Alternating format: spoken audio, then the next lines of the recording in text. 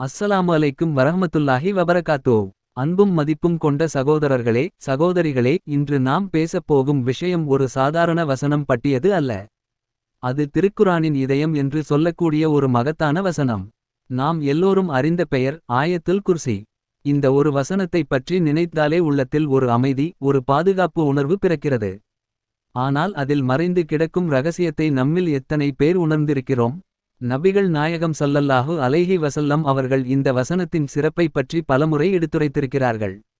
இன்று அதில் 2 செய்திகளை முதலில் நினைவுபடுத்திக் கொள்வோம். அதன் பின்னர் அந்த வசனத்தின் உள்ளே ஒளிந்து கிடக்கும் ஒரு பெரிய ரகசியத்தை நான் உங்களுடன் பகிர்ந்து கொள்கிறேன். கடைசியில் நான் மறந்துவிட்டால் கூட நீங்கள் நினைவூட்ட வேண்டும். ஆயத்துல் குர்சியின் ரகசியம் என்ன என்று.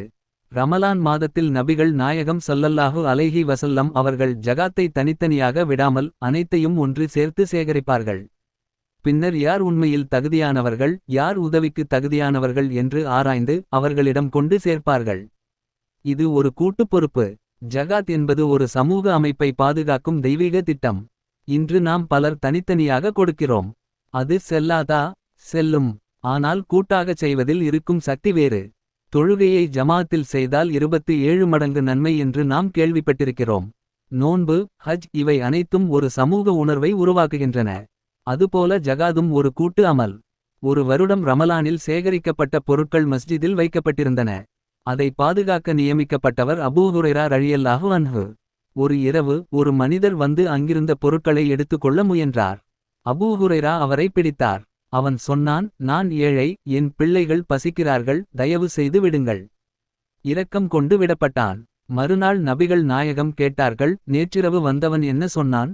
அபூ ஹுரைரா ஆச்சரியப்பட்டார். இந்த விஷயம் அவருக்கும் அந்த மனிதருக்கும் மட்டுமே தெரியும். நபிகள் நாயகம் கூறினார்கள், இன்று மீண்டும் வருவான். அப்படியே நடந்தது. 3வது நாளும் பிடிக்கப்பட்டபோது அந்த மனிதன் சொன்னான், நான் உனக்கு ஒரு விஷயம் சொல்லித் தருகிறேன். அதை நீ ஒவ்வொரு இரவும் ஓதினால் அல்லாவின் பாதுகாப்பு உனக்கு கிடைக்கும்.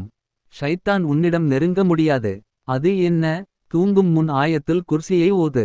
மறுநாள் நபிகள் நாயகம் சொன்னார்கள், அவன் சொன்னது உண்மை. ஆனால் அவன் மிகப்பெரிய பொய்யன். வந்தவன் ஷைத்தான் தான். இந்த ஹதீஸ் புகாரியில் பதிவு செய்யப்பட்டிருக்கிறது. இதிலிருந்து நாம் என்ன கற்றுக்கொள்கிறோம்? ஆயத்துல் குர்சி ஒரு பாதுகாப்பு கவசம். 2வது செய்தி. ஒவ்வொரு பர்லான தொழுகைக்கும் பிறகு ஒருமுறை ஆயத்துல் குர்சி ஓதுபவருக்கும் சொர்க்கத்துக்கும் இடையில் இருக்கும் ஒரே தடையாக மரணம் மட்டுமே இருக்கும் என்று நபிகள் நாயகம் ஸல்லல்லாஹு அலைஹி வஸல்லம் அவர்கள் கூறினார்கள். மரணம் வந்துவிட்டால் நேராக சொர்க்கம். இதை விட பெரிய வாக்குறுதி என்ன இருக்க முடியும்? ஆனால் ஒரு சிக்கல் இருக்கிறது. நாம் தொடங்குவோம், சில நாட்கள் செய்வோம், பின்னர் விட்டுவிடுவோம். ஆனால் நபிகள் நாயகம் சொன்னார்கள், சிறிய அமல் என்றாலும் தொடர்ந்து செய்வது அல்லாஹ்வுக்கு மிகவும் பிரியமானது. எனவே தினமும் இரவு ஆயத்துல் குர்சி, தினமும் தொழுகைக்கு பிறகு ஆயத்துல் குர்சி. இது நம் வாழ்க்கையின் ஒரு பகுதியாக வேண்டும். இப்போது அந்த ரகசியம். ஆயத்துல் குர்சியில் ஒரு இடத்தில் 2 வார்த்தைகள் வருகிறது. அல் ஹய்யுல் கய்யூம், அல் ஹய்யுல் கய்யூம். இந்த 2 திருநாமங்கள்தான் அதன் இதயம். என்றென்றும் உயிரோடு இருப்பவன், அனைத்தையும் நிலைநிறுத்தி காப்பவன். நாம் எல்லோரும் பல துஆக்கள் செய்கிறோம். வேலை வேண்டும், நல்ல வாழ்க்கை வேண்டும், பிள்ளைகளுக்கு நல்ல வரன் வேண்டும், கடன் தீர வேண்டும், நோய் நீங்க வேண்டும். இந்த எல்லா வேண்டுதல்களும் ஏற்கப்பட வேண்டும் என்று ஆசைப்படுகிறோம் அல்லவா? அந்த ஏற்றுக்கொள்ளப்படும் ரகசியம் இந்த 2 திருநாமங்களில் உள்ளது. அல்லாவின் மகத்தான பெயரை சொல்லி துஆ செய்தால் அது நிராகரிக்கப்படாது என்று ஹதீஸ்களில் வருகிறது. அந்த மகத்தான பெயர் அல் ஹய்யுல் கய்யூம் என்று பல அறிஞர்கள் கூறியுள்ளனர். நபிகள் நாயகம் அவர்கள் தமது மகள் பாத்திமா ரலியல்லாஹு அன்ஹாவுக்கு ஒரு துஆ கற்றுக் கொடுத்தார்கள். காலை மாலை விடாமல் ஓத வேண்டும் என்று வலியுறுத்தினார்கள். அந்த துஆ என்ன?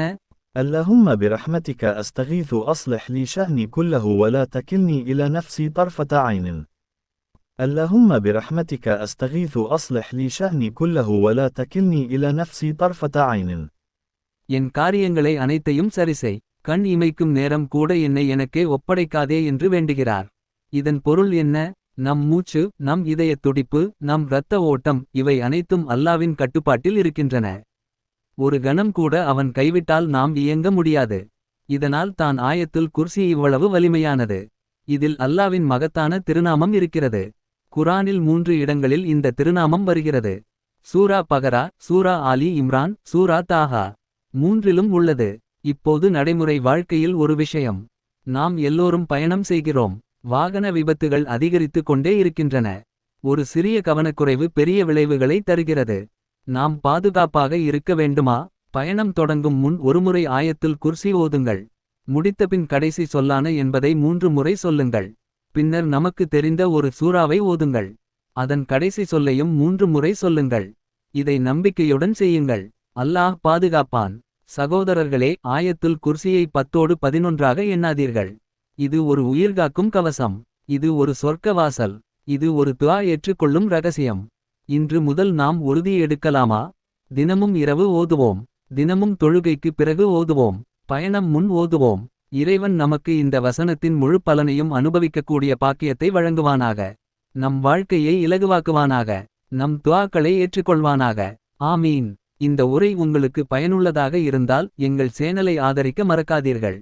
உடனே பதிவு செய்யுங்கள். விருப்பம் தெரிவியுங்கள். பகிருங்கள். இன்னும் பல பயனுள்ள உரைகளுடன் மீண்டும் சந்திப்போம். வஸ்ஸலாமு அலைக்கும் வரஹ்மத்துல்லாஹி வபரகாத்துஹு.